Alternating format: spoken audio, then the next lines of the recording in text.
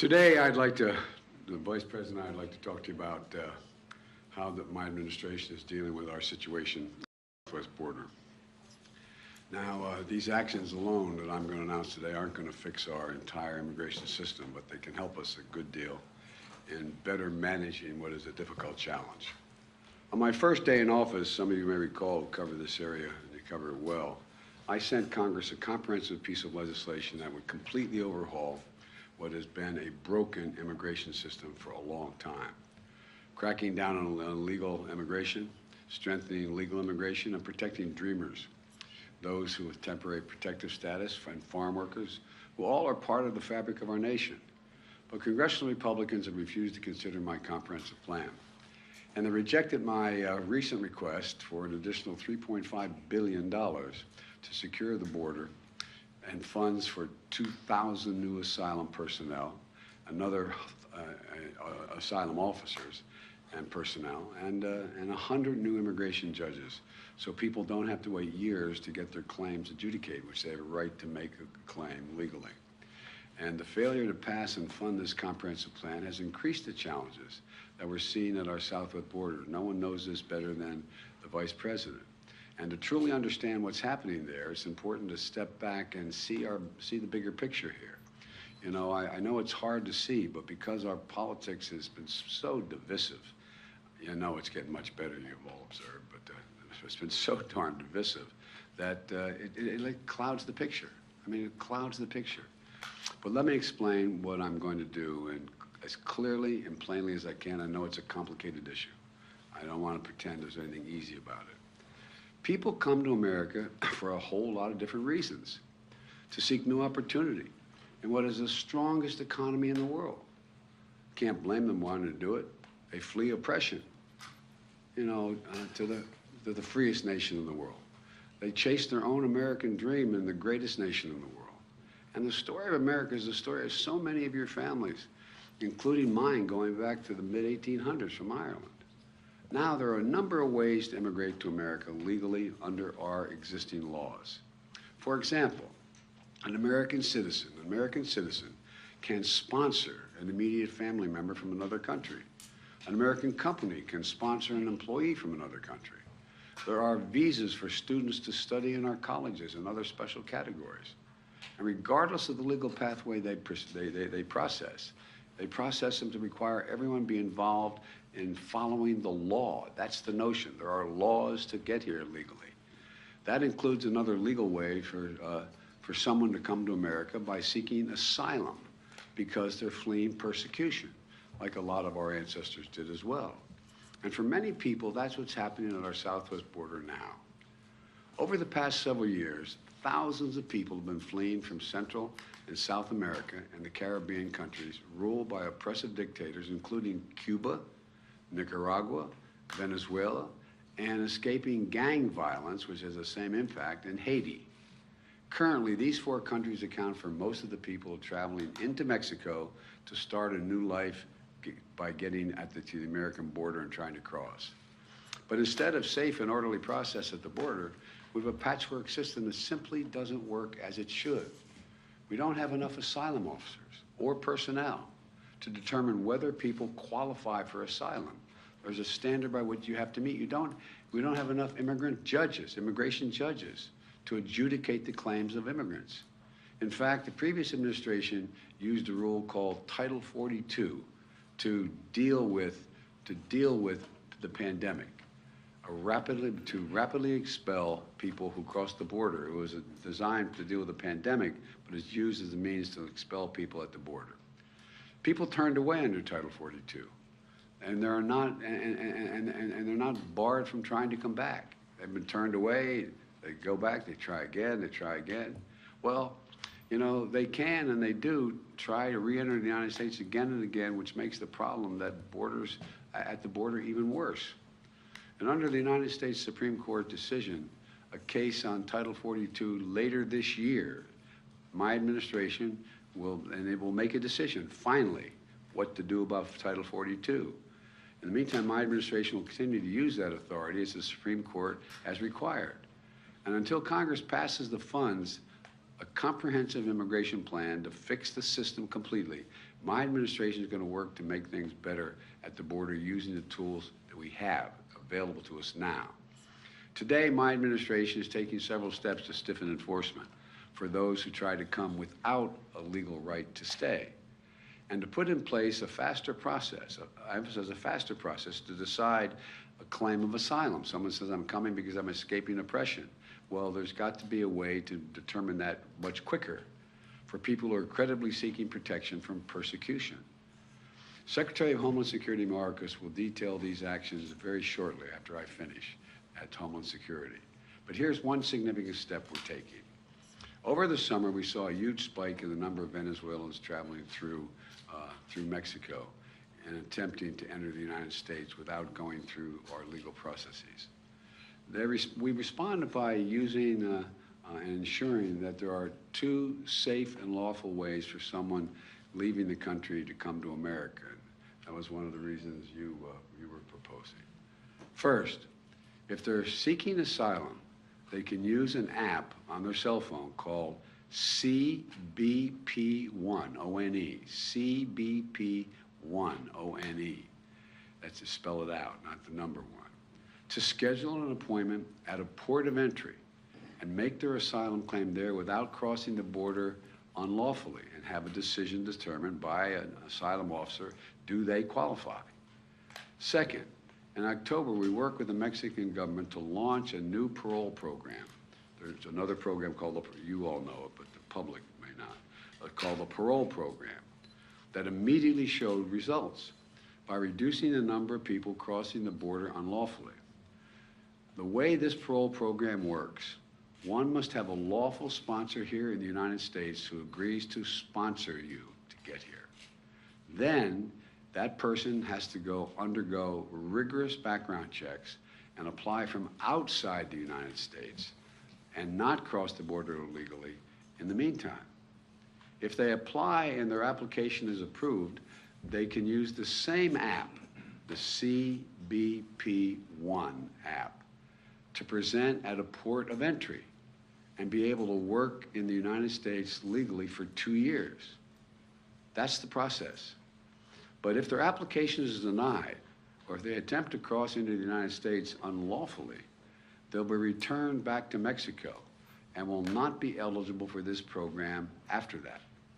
So if they're making the program available, if they apply and they do it properly, fine. If they don't apply and they try to come through, they're not going to have an opportunity to deal with the program. This new process is orderly, it's safe, and it's humane. And it works. Since we created the new program, the number of Venezuelans trying to enter America without going through a legal process has dropped dramatically from about 1,100 per day to less than 250 per day on average. That's several hundred people on average every single day who are not crossing into America illegally. Today, I'm announcing that my administration is going to expand the parole program for people not only from Venezuela, but from Cuba, Nicaragua, and Haiti. Again, these four countries, Venezuela, Cuba, Nicaragua, and Haiti, these four countries account for most of the people now traveling into Mexico to try to start a new life by crossing the border into the United States of America on the southwest border. We anticipate this action is going to substantially reduce the number of people attempting to cross our southwest border without going through a legal process. In fact, today, I'm announcing that Mexico has agreed to allow to return up to 30,000 persons per month who try, get caught, and get sent back from those four countries, or apprehended while attempting to unlawfully cross the border, the southwest border. My message is this. If you're trying to leave Cuba, Nicaragua, or Haiti, or have agreed to begin a journey to America, do not just show up at the border. Stay where you are and apply legally from there. Starting today, if you don't apply through the legal process, you will not be eligible for this new parole program. Let me reiterate. You need a lawful sponsor in the United States of America, number one. And you need to undergo a rigorous background check, number two. If your application is approved and you show up at a U.S. airport or when and where directed, excuse me, you have access. But if your application is denied or you attempt to cross into the United States unlawfully, you will not be allowed to enter. Look, we should all recognize that as long as America is the land of freedom and opportunity, people are going to try to come here.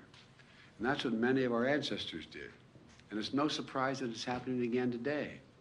We can't stop people from making the journey, but we can require them to come here, that they come here in an orderly way under U.S. law. And let me say it again. The actions we're announcing today will make things better, but will not fix the border problem completely. There's more that has to be done. I laid that out in the first week I was here. That work will not be done unless and until the Congress enacts and funds a more comprehensive immigration plan that I proposed on day one. Until Congress has acted, I can act where I have legal capacity to do so. Last year, I brought together 20 leaders, many of you were there, and from the Western Hemisphere, heads of state, to stabilize the flow of immigration, to expand pathways to immigration, and to manage the border humanely. The leaders of the hemisphere built on those efforts that I led when I was vice president to expand economic assistance to nations in North Central America, so people here can improve their economic prospects at home instead of having to leave for the United States. Most people would much rather stay in the country they are if they can feed their families, be safe, send their kids to school, and have opportunity. It's not like people, you've heard me say it before, it's not like people are sitting around a table and somewhere in Central America and say, I got a great idea. Let's sell everything we have. Let's give it to a coyote, a smuggler.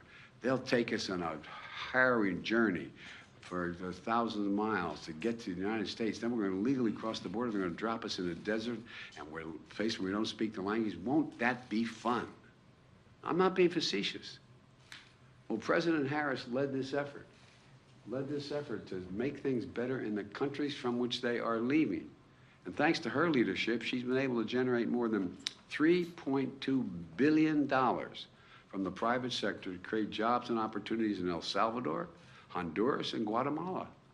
Tell people stay in their own countries, home countries, where it'll be safer and they have some opportunities. We've also set up a joint patrols and law enforcement with Mexico and Guatemala that share real-time information on locations that smugglers are using to convince migrant groups to cross illegally. That's what they're doing. They're out recruiting.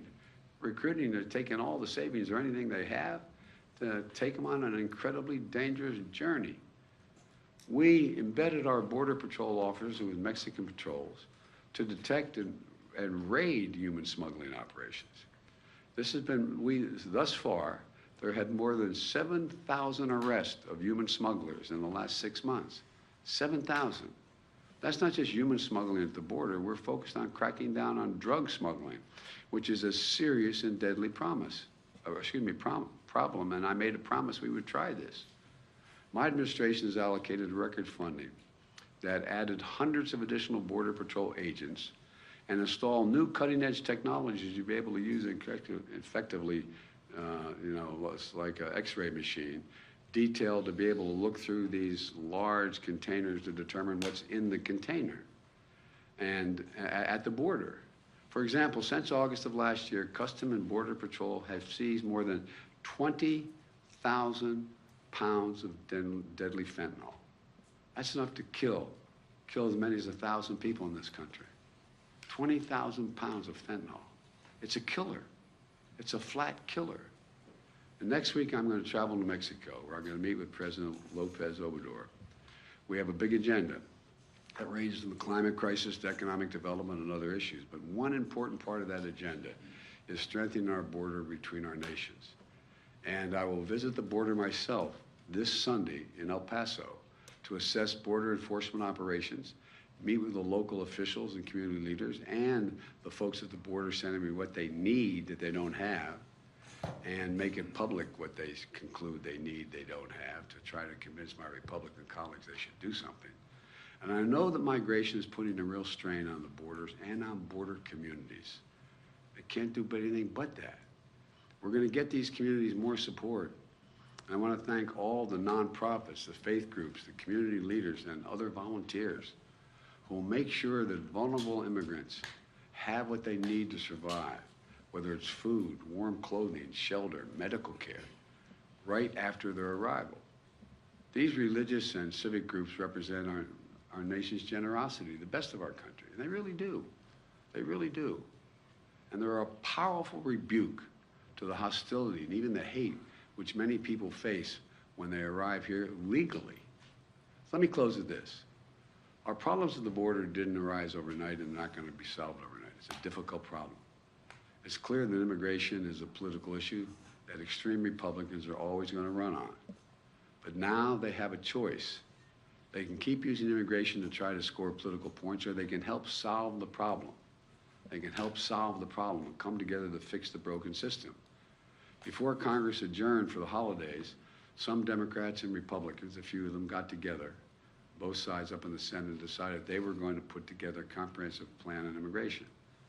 But the Republican leadership and other Republicans, I don't know who did it, rebuked it and rejected it out of hand. It broke up. Just like they rejected my plan 2 years ago. Just like they rejected my recent request for an additional $3.5 billion to secure and manage the border with more holding facilities, better transportation, additional funding for 2,000 new asylum officers and personnel, 100 new immigration judges to more rapidly adjudicate for people when they come here, and how much, and so much more. Think about it. I mean, if this were something, if we had to have 100 more immigration officers to see to it that we're able to import something we needed very badly, it wouldn't take very much time to get it, would it? It'd be real done. Or conversely, if there are criminal gangs coming into the nation, or but when it comes to immigration, it seems like it's a better issue for them than trying to solve it. Look, we need more resources to secure the border. Yet again, extreme Republicans have said no. Many Republicans agree we should do something. But it's time to stop listening to their inflammatory talk. It's time to look at the record. As I've always done when I'll sit down with anyone who in good faith wants to fix our broken immigration system. And it's hard. It's hard on the best of circumstances. But if the most extreme Republicans continue to demagogue this issue and reject solutions, I'm left with only one choice: to act on my own, do as much as I can on my own to try to change that atmosphere. Immigration reform used to be a bipartisan issue. We can make it that way again. It's not only the right thing to do, it's economically a smart thing to do. That's why immigration reform is supported by everyone. Think of this now. I want to remind the public. Immigration reform is supported by the American labor movement, unions. It's supported by religious leaders. It's supported by the U.S. Chamber of Commerce. We can secure our border, fix the immigration system to be orderly, fair, safe, and humane. We can do all this while keeping lit the torch of liberty that has led generations of immigrants to America. Many of our forebears, many of yours. We can do this by remembering who we are. You've heard me say this a million times. We're the United States of America. The idea this is beyond our capacity, I just don't buy. We can do anything if we do it together.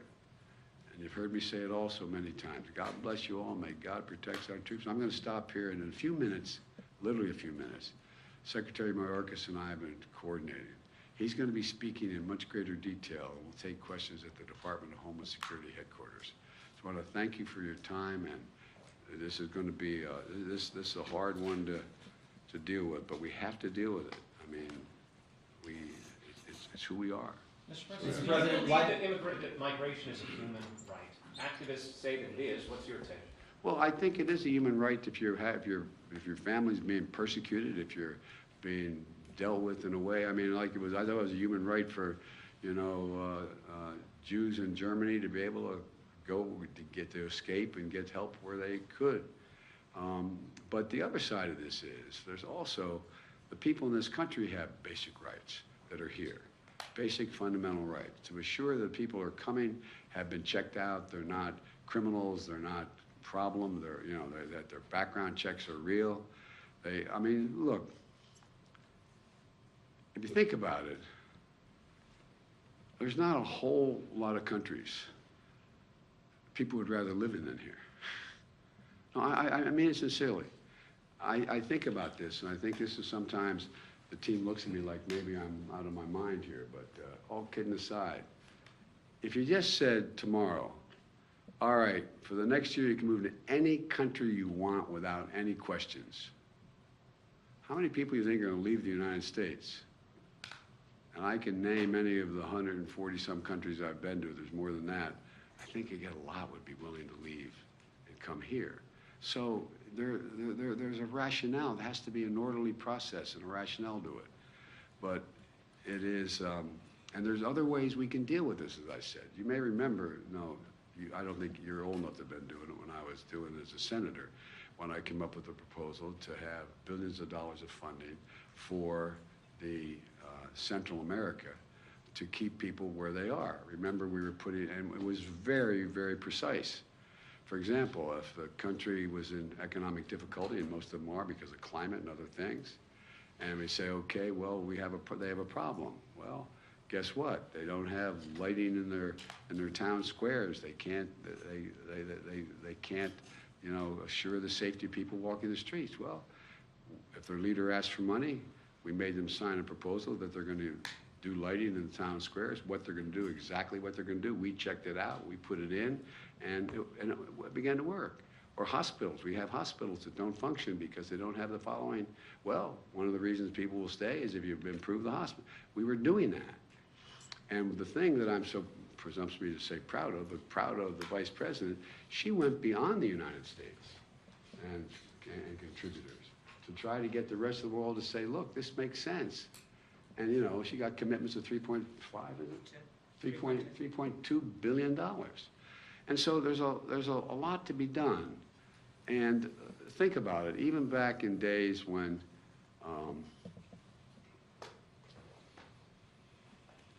it's so easy to demagogue this issue. It's so easy to demagogue it. And you hear, you know, a number of our friends, the MAGA Republicans, talking about,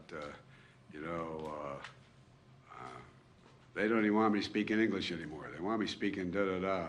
They're gonna take over my community, my native, they, whoever they are at the time. Well, you know, that's what a lot of folks went through when they got here, going all the way back to the 1800s. It's not new. It's part of it's human nature and fear, but there's got to be an orderly way. And I know we can make it much, much better. Mr. President, why did you decide that now is finally the right time to visit the southern border? Republicans have been calling on you to do this since the beginning. Because Republicans haven't been serious about this at all. Come on. They haven't been serious about this at all. I wanted to make sure that I knew what the outcome, at least the near outcome, was on Title 42 before I went down. We don't have that yet, so I had to operate. I don't like Title 42. But it's the law now. I have to operate within it. My prediction is, there's nothing particularly insightful about this, Title 42 is going to go away before the end of the year in terms of the Supreme Court, my prediction. And then we're going to have to use Title 8. 8, right? Am I right? Yeah, Title 8. 8, 9. And which we can implement what we're doing here, plus some other things. But so I wanted to make sure there was a rational way in which we could begin to announce it. But I couldn't wait once the Supreme Court ruled that they're not going to make the final decision on Title 42 for some time, for another, who knows, probably not till June, in that range, although I don't know that for a fact, to be able to lay this out. But look, my Arcus is waiting to impress you all. All kidding aside. How about Ukraine, sir? Are you concerned about the fact that requiring airlines to get prejudice or sort of lean it toward wealthier migrants and yes, make it harder for poorer migrants? Yeah, but there's also ways to get to ports of entry along the border as well. I'm sorry. Okay. So the ceasefire proposed by President Putin in Ukraine for the Orthodox Christmas on January 6th, 7th, have you heard about that? Do you have a reaction to whether it's... I'm reluctant to respond to anything Putin says. I found it interesting. He was ready to bomb hospitals and nurseries and churches, and on the 25th and New Year's, and I mean, you know, I think he's trying to find some oxygen. Thank you so Sir, far. are you still monitoring? Are you still monitoring the speaker's race? Are you still watching the speaker's race? I'm following with great, how can I say it? Attention. Attention. Mr. President, have you decided? Thank you very much. Thank you. Thank you, folks.